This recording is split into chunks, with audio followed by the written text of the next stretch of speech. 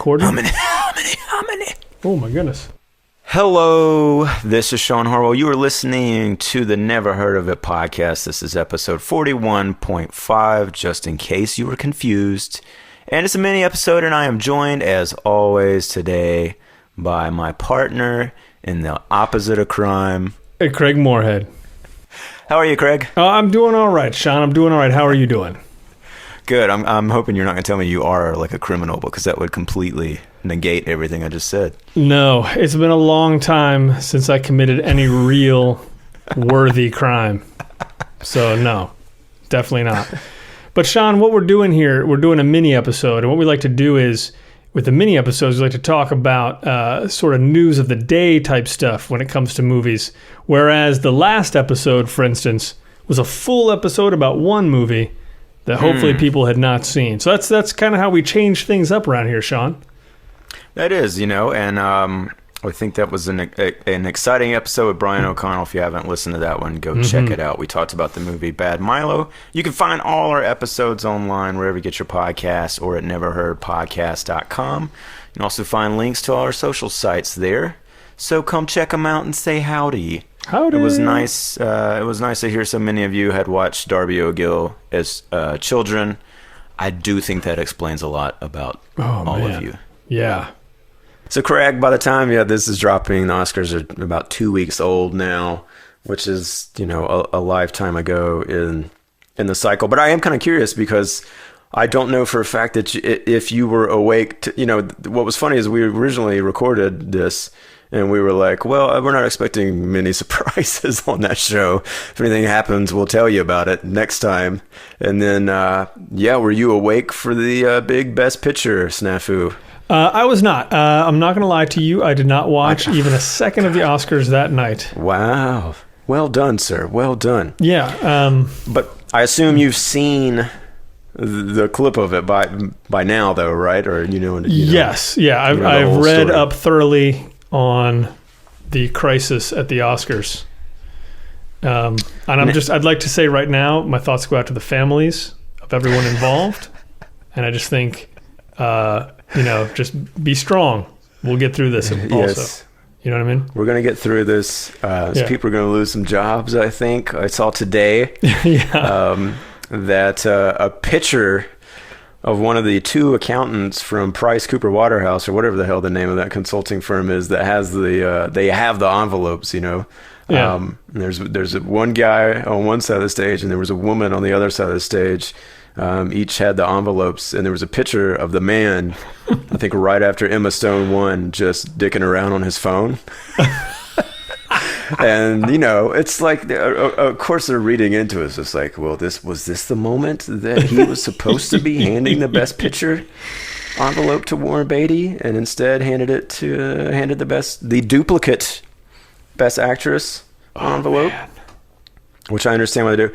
Anyway, I thought maybe I would tell this, just the quick story of how I reacted to this event, because it did strike a personal nerve with me a little bit. I think it was 2013. I developed a TV show with three other gentlemen based on the video game Leisure Suit Larry, which some of our listeners may remember. And we took it out and pitched it at FX. They were very interested, made an offer. We worked out all the details, and then it came up that there was a rights issue with this video game, and what our producers, two gentlemen, had been promised by a third party who apparently did not completely own the rights to the game. Oof. And the whole house of cards fell apart right after that. Yeah. One of the producers was a young man by the name of Jordan Horowitz, and fast forward to 2016, I was like, holy crap, Jordan Horowitz produced La La Land with the other producer that he works with. I think his name is Mark Platt. Anyway, the next 4 months or however long, I'm like, holy crap, Jordan Horowitz might very well win an Oscar for best. This guy that we developed this teeny tiny TV show, pre-Silicon Valley, all that stuff, about the stupid video game, and it all fell apart. This guy might win the Oscar for Best Picture, and lo and behold, he did for about 5 minutes, and Jordan was the man. If you've seen the clip, he was the first guy up there to give the speech for La La Land, and he was the man who completely took the horse by the reins and said there's been a mistake. It held up the Moonlight card, and day after was on Good Morning America, and his name was everywhere. And it's funny you mentioned like your thoughts going out to the families, because it did, Jordan actually came and like stayed at our house when my wife was pregnant, and so she met him, and we were watching this and being flabbergasted by the fact that this guy won an Oscar for Best Picture, and then flabbergasted even more so by the whole thing. But boy, I do want, I did think about what would your parents be thinking if they saw that happen to you? Because, my parents, I do literally think the last movie they watched in the theaters for sure was The Campaign. And there probably have not been very many, at least even on video, since then, right? Right. The only reason they would watch the Oscars is if I would happen to get nominated, let alone stay up till, it was 12:30 on the East Coast when that happened. It was a long show as always. Yeah. So my heart goes out to Jordan for having to go through that, and his parents. And it's just crazy. I mean, I think about it, and obviously you and I both, we at this juncture in our lives, we know a handful of dudes who have made it, for sure, in a big way, and this feels different to me. I don't know Jordan that well, but at the same time, it's that is a moment that I think will live on in movie infamy. You know what I'm saying? Absolutely. For 100 years from now, when the Oscars are being held, they're gonna somebody will do that special. The 10 strangest moments at the Oscars, and that'll probably be number one until something tops it. Well, and what's interesting to me is it seems kind of amazing to me that this doesn't happen more frequently. Sure. It seems like everyone who's presenting these awards are usually drunk, or they get out on the stage and they sort of flub through these jokes in just the most wooden way, and just are kind of terrible. But because generally they're not stage people. Right. And you know what I mean? And they're all kind of oh God, do I have to go do this? But So on the one hand, I kept thinking, it's amazing this doesn't happen more often. It's just an envelope. It could be anything. And isn't there there's the whole sort of urban legend that Marissa Tomei was not the actual winner of her Oscar, which I think is totally false. But I remember that, and kind of mean, but yeah. And my heart also goes out to the folks at Moonlight who worked on Moonlight. Because there is that thing where their moment was certainly undercut. And more people, it seems like more people are talking about Jordan being a stand-up guy, and not being so egotistical that he couldn't deal with he handled it with grace. It seems like. See, now I'm talking about it. Meanwhile, I know. Not only amazing that these guys won. It's incredible. Mm-hmm. It's a first in 1,000 different ways. Yeah. So Barry Jenkins, I can't wait to see this movie. I haven't seen it. It's fantastic, but it's really exciting. And the one person I know that gets to vote on the Oscars, I do believe he was going to vote for Moonlight, and he's seen all of them, and he was just I really think it's the best movie of the year. And it's great. It's such a small movie. What a crazy success story that's been. Sure. And rightfully deserved, in my opinion. So good for them. And I think they were robbed a bit of a moment, but boy, again, they've got a story for a lifetime. Sure. And they'll get many, many moments to talk about it, I think, going forward. So cool. So speaking of the Oscars, let's move on to maybe a little more of an evergreen type subject. Okay. Which would be about how comedy is treated by the Oscars. Mm-hmm. And then maybe I'll put a little musical thing there. Cut. The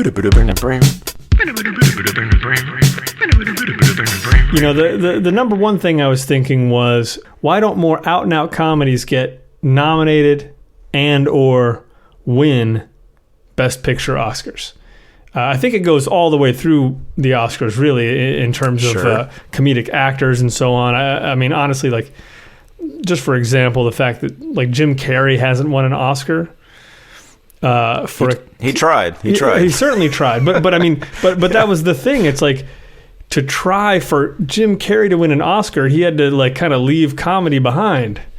And like that, he has to go lose like 600 pounds. Exactly. And, nearly die. Exactly. So it got me to thinking about, what exactly is the lay of the land in terms of comedy and the Oscars. And here's kind of what I came up with. So I looked through all the best picture winners since the Oscars began in 1605. That's a lot. Yeah. Yeah, I went continue all the way back. So if anyone disagrees with what I'm saying, please write us at Facebook, Twitter us, Instagram us with your disagreements. I'd love to hear it. But as far as I'm concerned, it looks like the first true comedy that won a Best Picture Oscar was It Happened One Night in 1934. Which really is not too far into the actual Oscars game. I think that was like maybe the 7th Oscars. So off to a good start. 1938, You Can't Take It With You. That's mostly comedy.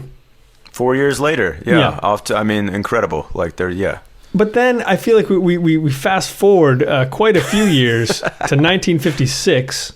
But the next one I have is Around the World in 80 Days, which honestly is questionable.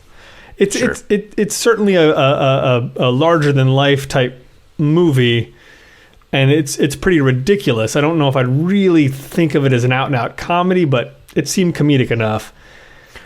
Well, and that's, I think, a theme that will be repeated. I'm actually looking at a list that says Going My Way was a 1944 winner, and then I see here it also says the musical comedy. So maybe that's why it doesn't end up on your list, because it's a musical. Well, and that was part of it. I had Going My Way on here at one point, and it may be unfair, but I was kind of like, well, you took it musical. Off. Yeah. Well, the thing is, so musical. You don't have to apologize. You took it off. Yeah.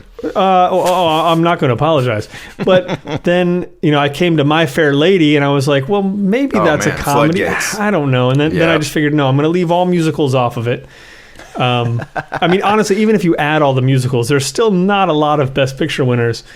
But then for me, the next one is The Apartment in 1960, and then 1977 Annie Hall. But even that one, it's funny. It's definitely a comedy, but I still don't think of that as just like a laugh out loud comedy to me. What about Tom Jones and The Sting, which are listed on my list?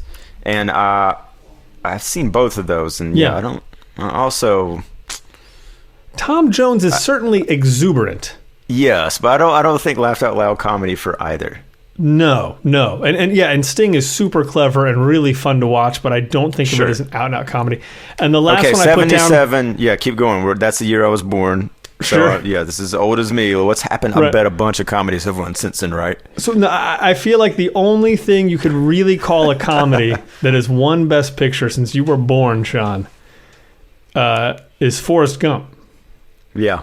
And I really don't feel like there's anything else you could really just say. And I mean, Forrest Gump is also kind of a stretch, because that's also super melodramatic.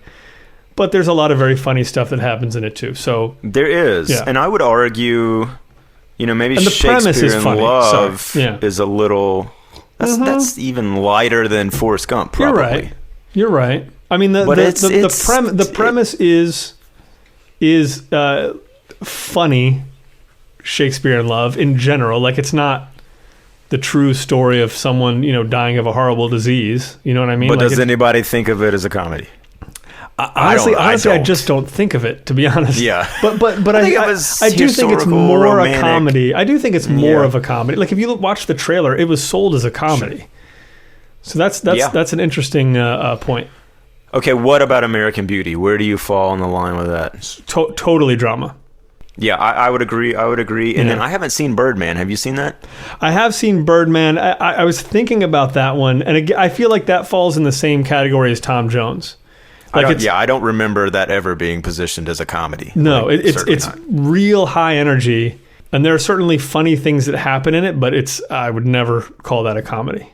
So the real question then is, why aren't there more? Obviously, comedy is very subjective. Yep. I feel like the second Annie Hall won Best Picture, there were probably 1,000 people going, that movie wasn't funny at all. Sure. Sure. Well, and is it just that comedy is thought of as too light? It's too I don't know. It's that's what I was going to say. I mean, I think the movies that make people laugh the most perhaps don't resonate with people the way that the typical Oscar winner has, and I think fairly or unfairly. Now, you and I, probably think about the toilet scene in Dumb and Dumber, once every 5-6 days, probably. At least. Just whatever crosses your mind. Maybe not so much for the Oscar voter who's over 50, 60, whatever. Sure. They always say the Oscar voter tends to be a little bit older, the members of the Academy. Right. So maybe that has something to do with it. But other than that, I don't know. Other than maybe if you're an organization that wants to call something the best of something throughout the year, best of all in art. Right. And you've got to put a face on that year, and you've got to sell it to the public, and you've got to make money off the broadcast, and hold yourself to some sense of higher critical realm. Does that excuse overlooking so many great comedies? Man, I don't think it excuses it. Right. We all realize there are many problems with the Oscars. There's certainly a problem just with the idea of giving awards to works of art and deciding that one is better than the other and all that. But like, if you want to buy into it, and clearly we're buying into it for this bit, like I feel like, so like for instance, I made a short list trying to come up with movies that I felt like were undeniably Oscar winners, that like you could have given them an Oscar and felt absolutely good about being a part of the Academy. History has served these movies well. Okay, right. Let's hear some of them. So the first one I was thinking of was The Producers. I feel like that's just genuinely funny, really well thought out, amazing imagination that went into it, amazing performances. Are the next 3 movies also going to be Mel Brooks movies? Because I feel like you could make the case for that. Well, that's the thing. I had a lot. I mean, Blazing Saddles is definitely on here. Although the more I thought about it, I was kind of like, yeah. I mean, that one's definitely funny, but hilarious. But in a good social satire as well. Obviously, absolutely. But for some reason, it felt like I wasn't sure if that was like Oscars funny, like, and I put Airplane on just because Airplane was just completely. I mean, we talked about Get Crazy the other day about the influence that Airplane had on that. Certainly not the only movie that Airplane was going to have influence on. And I mean, a really well done movie, so disciplined in the comedy the whole way through. There was and genre defying in a way. Absolutely. I mean, yeah, absolutely. But then again, I kind of felt like, well, maybe it's a spoof. Maybe that's just way too lightweight. So that's fine. What about Dr. Strangelove? Yeah, I feel like a Kubrick movie. It's super smart. To me, it's incredibly funny the whole way through. Like it never stops to say, okay, now we're going to get serious. Yeah. It's just absolutely, funny the whole way through to me. Got my vote, Craig. Thank you. Thank you. And then I also put on here Waiting for Guffman was another one because I just thought those were that's an generally so well done. I don't know if you thought about any stuff that you thought should have won. Well, I'm not going to say one right now, and I do think there's plenty. I could sit down. Raising Arizona would win every year, as far as I'm concerned. Dumb and Dumber, Bad Santa. Yeah. I'm just trying to think of recent stuff. I thought Knocked Up and The 40-Year-Old Virgin were all great. It's kind of amazing that Judd has not won an Oscar for any of those, or been they feel nominated as sort far of as Oscar-y. Yeah, they do. They sort of I'm looking at a list here, and they're talking about a movie like One Flew Over the Cuckoo's Nest, which it is a dramatic movie, but there's some hysterical stuff in that. Sure. And again, these things that I think once they have the pedigree of awards, maybe you look at them as more of a drama than a comedy. That's a good point. Whereas, you might be able to do the same thing with, say, a Judd movie if one of them ever wins an Oscar. Right. And you're talking about Shakespeare in Love being sold as comedy. That's another example. Yeah. I just watched a movie, finished it this weekend from this past year that I would make my top 10, and that's The Nice Guys by Shane Black, the Russell Crowe, Ryan Gosling movie. I loved it. Yeah. I mean, super funny. It's got the mystery, and I think the density of something like Chinatown, Sure. and then you're mixing it with a Lebowski kind of vibe to it. And boy, I laughed a lot at that movie, and I think it's great. I think it's a solid flick. Agreed. So I don't know why. I mean, I know Borat got nominated for Best Screenplay several years back. Bridesmaids, I think, got nominated for Best Screenplay. It seems like if a comedy pops in a big way, they tend to give it a lesser nomination. Less. I say that I'm a writer. I would love to get nominated. There would be nothing lesser about it. But it's not getting multiple nominations. Yeah. And so I don't know what it takes. I think, especially now that it seems like the studios are kind of whittling back on the number of comedies that they do make, it's going to be, again, something that comes from the Woody Allens of the world, like those people that are kind of, I think, flirting in the indie space. I think Midnight in Paris was a great movie too. I mean, that was one I think. Yeah, I've not seen maybe that one. wasn't. I think it was nominated, and it certainly, it pulls at the heartstrings a little bit more than maybe some of his other just outright comic stuff. But we could do an episode and talk about every genre that's underrepresented at the Oscars. I've made my claim that The Witch should have been nominated. Damn it! From last year, and I'll say it again. But I don't know. Maybe one day, Craig. It will be interesting. I do think as there's turnover in the Academy, and you get people that were raised on films in the 80s specifically, where, I mean, you're watching nothing but genre films, I feel like. Oh, absolutely. Yeah. Maybe there will be a turnover with that. I mean, that was, we were talking before the show, but horror has been even more underrepresented.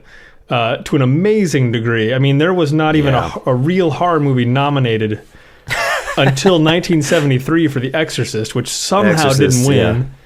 Jaws was nominated. Then 1991, Silence of the Lambs won. And 2010, Black Swan was nominated. That's as far as I could even find any horror stuff represented. And to me, I'm just saying, how is Psycho not nominated? Psycho, I mean, The Shining, Alien, Rosemary's Baby, there have been some like really good movies overlooked, and I wonder, is it just because of the genre? I don't know. What was the movie about Nosferatu, Shadows of the Vampire, or something like that? Yeah, that Willem Dafoe, was that nominated? It may have been, although I have to say, I mean, that's not a horror movie. It definitely didn't strike me as a horror movie. Yeah, I was wondering about like The Elephant Man, but no, not quite. Yeah, I know. It's like it's got to be something that's kind of like skirts the genre a little bit, which again is why I think The Witch could have done it. Mm-hmm. But I don't know. We'll keep an eye out on these things. I would love to know if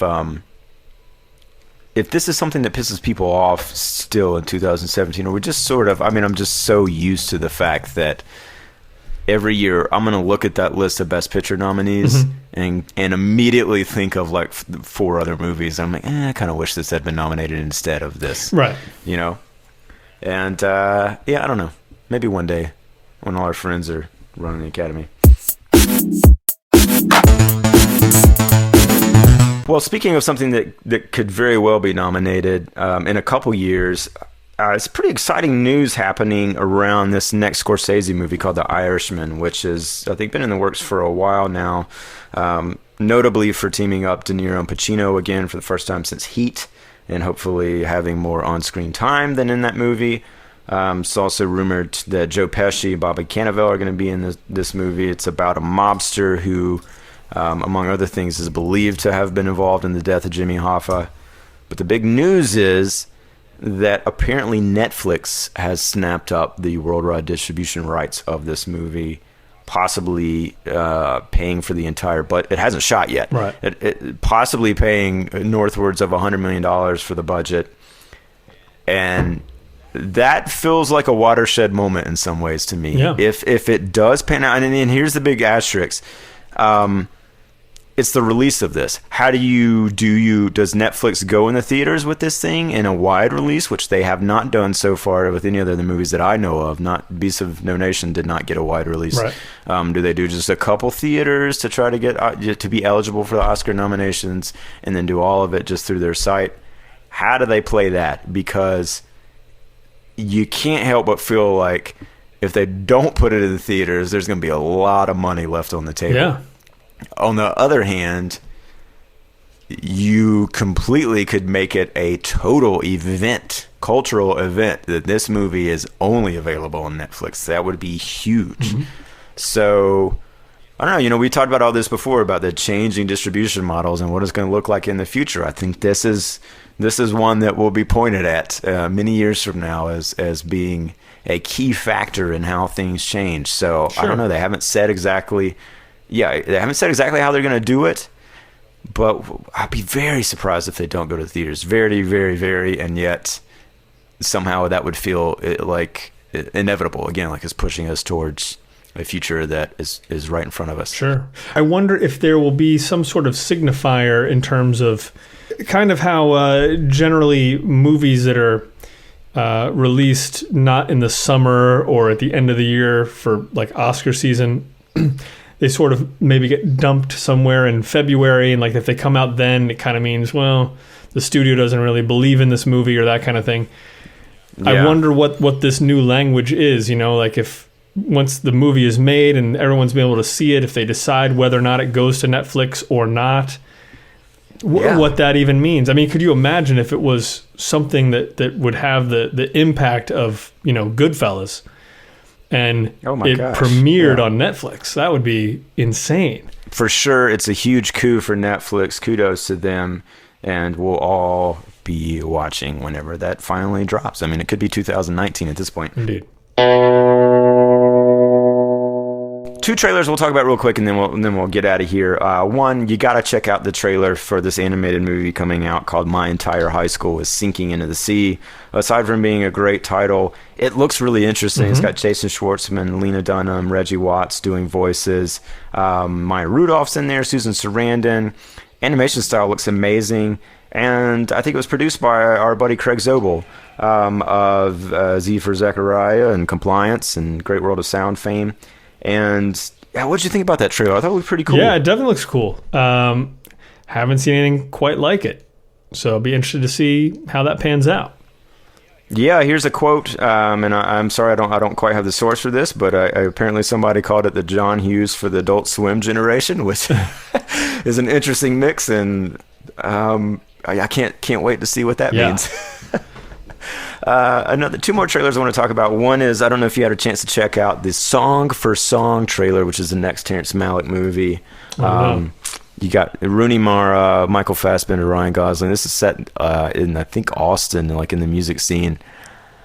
It looks a lot like Night for Cups, is just, at least in the way it was made. There's a lot of like twirling camera and a lot of men and women kind of touching each other's faces, it looks like, from the trailer, which were things that kind of annoyed me in that movie. But as always, I still think Terrence Malick is, an event filmmaker, so we'll be excited to check that out. But then one I know you did watch was, there's a movie coming out called Brain on Fire, and this kind of caught my eye because my wife had read the book that it's based on. It's a memoir from a woman named Susanna Callahan.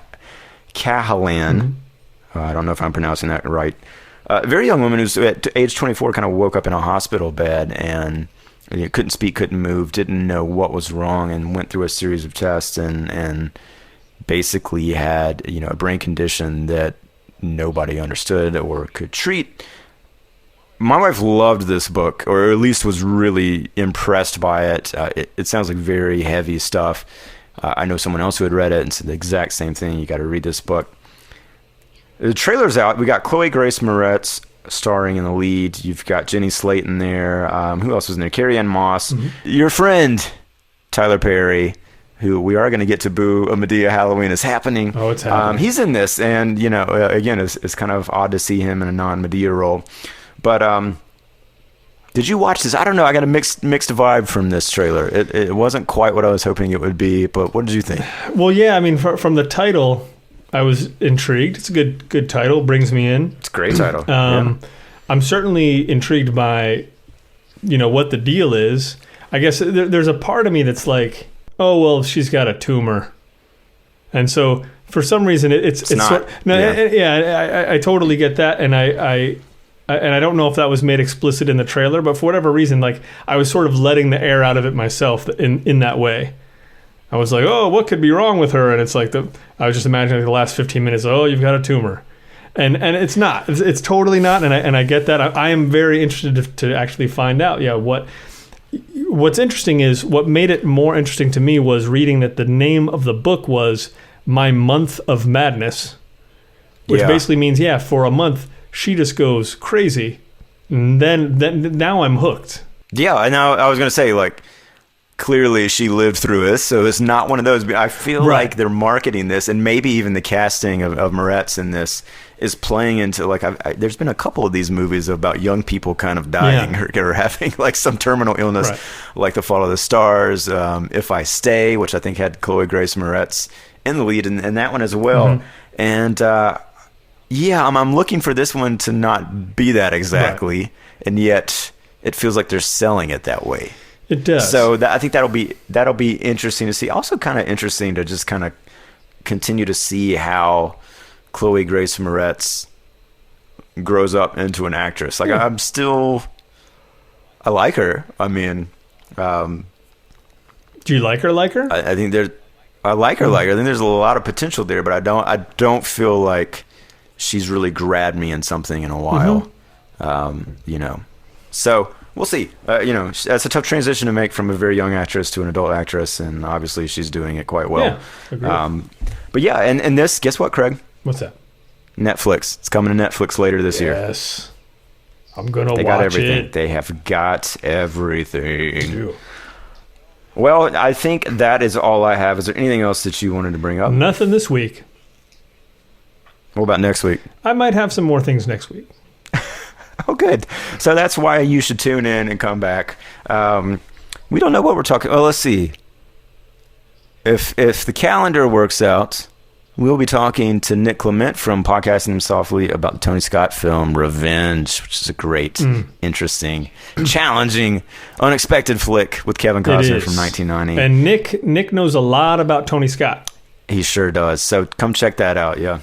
It's going to be a good one. And then, you can find us online again, and we'll post some of these trailers up on our Facebook page so you can check them out there as well. That sounds great. Shawn? I agree. So we should just say bye. Bye. Bye.